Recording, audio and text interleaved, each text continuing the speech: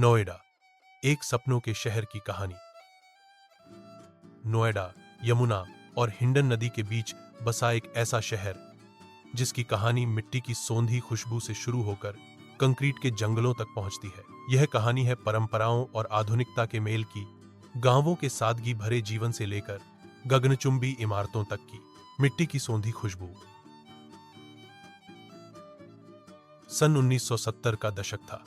बिसरख गांव में, जहां खेतों में धान लहलहाता था और यमुना की लहरें गीत गाती थीं, रामू अपने खेतों में हल चलाता था। उसका छोटा सा घर मिट्टी की दीवारों और खपरेल की छत वाला गांव के बीचों बीच था।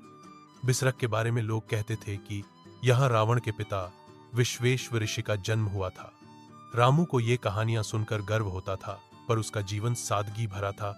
खेती, गाय, भैंस और गांव के मेले। लेकिन हवाएं बदल रही थी। दिल्ली, जो पास ही थी, तेजी से फैल रही थी। एक दिन गांव में सरकारी लोग आए। उनके साथ बड़े बड़े नक्शे और योजनाएं थी। उन्होंने कहा, new Okhla industrial development authority Noida. Ramu के मन में सवाल उठे, हमारी जमीनें, हमारा गांव। उसकी पत्नी कमला ने चिंता जताई, हम क्या करेंगे अगर खेत चले गए? रामू ने गांव वालों के साथ बैठक की। कुछ लोग विरोध में थे, कुछ बदलाव के लिए तैयार। सरकारी लोग मुआवजे और नौकरियों का वादा कर रहे थे। रामू ने सोचा, शायद यह मेरे परिवार के लिए नई शुरुआत होगी। उसने अपनी जमीन का कुछ हिस्सा सरकार को दे दिया। बदले में उसे एक छोटा सा प्लॉट और नोएडा अथॉरिटी में चौकीदार की नौकरी मिली। नई राहें, नए सपने। 17 अप्रैल 1976 को नोएडा बना। एक सपना साकार हुआ। रामू साइकिल से अथॉरिटी जाता, बिजली के खंभों और नए बन रहे सेक्टरों को देखता। गांव की कच्ची पगडंडियां अब पक्की सड़कों में बदल रही थी। बिसरख, दनकौर और नलगढ़ा जैसे गांव धीरे धीरे नोएडा के सेक्टरों में समाहित हो रहे थे। 1980 के दशक तक नोएडा में कारखाने खुलने लगे।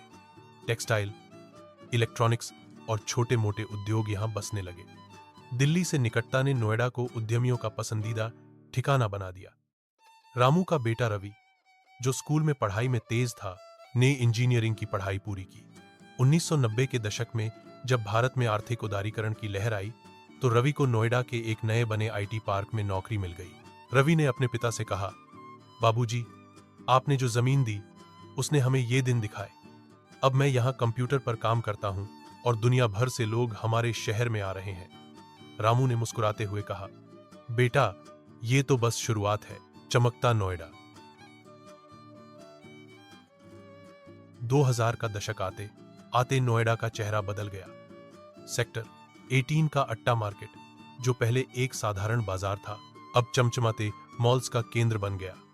ग्रेट इंडिया प्लेस और डीएलएफ मॉल ऑफ इंडिया में लोग खरीदारी और मनोरंजन के लिए उमड़ने लगे। रामू, जो अब बूढ़ा हो चुका था, अपने पोते राहुल के साथ मॉल घूमने जाता। वह आश्चर्य से देखता कि कैसे उसके खेतों की जगह अब ऊंची ऊंची इमारतें खड़ी थीं। 2010 तक दिल्ली मेट्रो की ब्लू लाइन नोएडा तक पहुंच गई।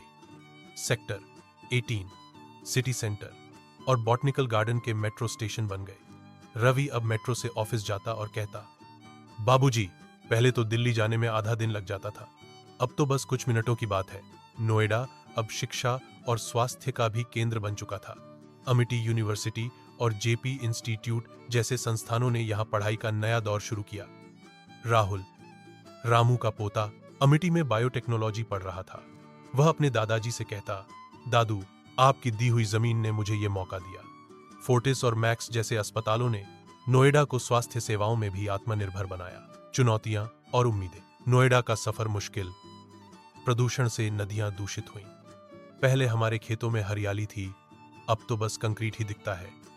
राहुल ने अपने कॉलेज में एक पर्यावरण क्लब बनाया, जहां वह और उसके दोस्त पेड़ लगाते और नदियों को साफ करने की मुहिम चलाते। नोएडा मिनी भारत बना। बिहार, बंगाल, तमिल, त्योहार, क्रिसमस की धूम, रामू खुश। राहुल, अब उत्सव हर दिन, भविष्य की ओर। 2025 में नोएडा एक चमकता सितारा था। जेवर में प्रस्तावित इंटरनेशनल एयरपोर्ट, जिसका निर्माण तेजी से चल रहा था। नोएडा वैश्विक पटल पर चमकेगा। फिल्म सिटी से बॉलीवुड बसेगा।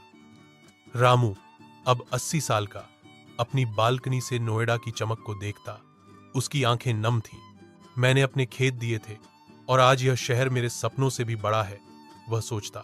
राहुल, जो अब एक स्टार्टअप शुरू करने की योजना बना रहा था, अपने दादाजी से कहता, दादू, आपने नोएडा को जन्म दिया और अब मैं इसे नई ऊंचाइयों तक ले जाऊंगा। एक अनंत कहानी। नोएडा की कहानी खत्म नहीं होती। यह एक ऐसा शहर है जो हर दिन नया सपना देखता है। रामू के खेतों से शुरू हुआ यह सफर अब गगनचुंबी इमारतों, मेट्रो की रफ्तार और युवाओं के जोश तक पहुंचा है। यहां पुरानी परंपराएं और नई तकनीक एक साथ सांस लेती हैं। नोएडा सिर्फ एक शहर नहीं, यह एक जीवंत सपना है जो हर दिन बड़ा होता जाता है। अगर आपको यह वीडियो पसंद आए तो कृपया कमेंट करें, लाइक करें और सब्सक्राइब करें। देखने के लिए धन्यवाद।